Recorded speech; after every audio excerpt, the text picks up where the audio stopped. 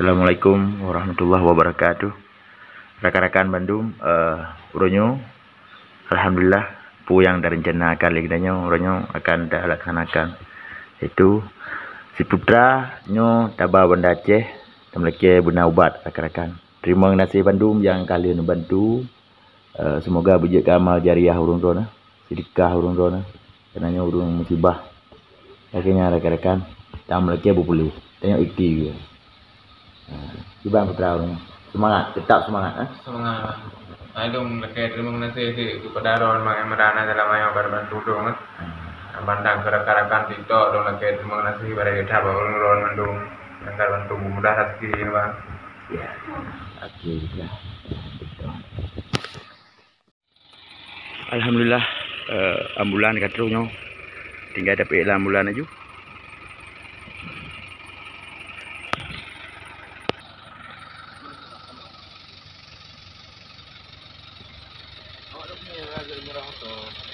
Bulan ke tahu sini. Doa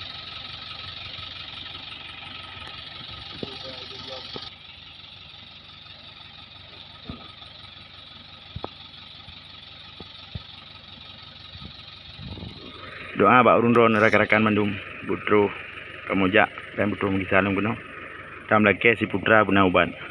Terima kasih si gatu ke Bandung rekan-rekan yang nak bak TikTok, yang Bang Nazar di Medan yang akan bantu ayah Uma ataupun Bang Uma.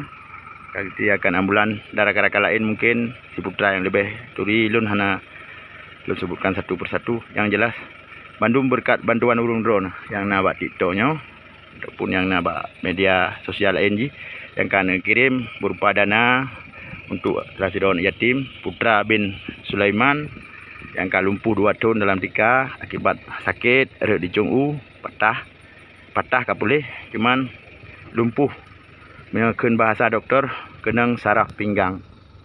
Jadi urutnya tabah Banda Aceh bak salah satu doktor di Penayung periksa mereka benar ubat rekan-rekan.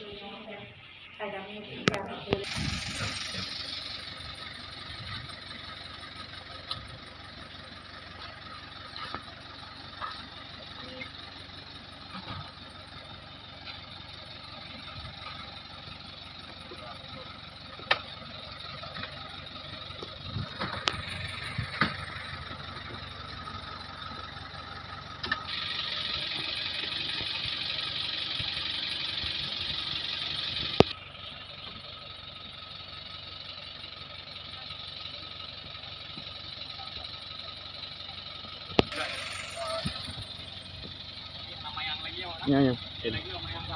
Putra, selamat ber. Dia boleh guna ubat.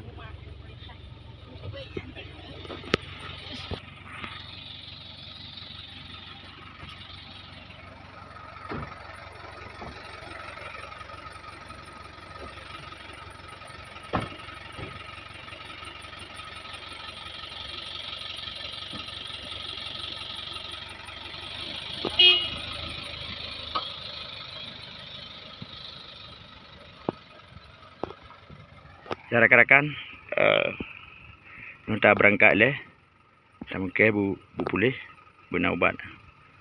Putra, kita bawa Banda Aceh.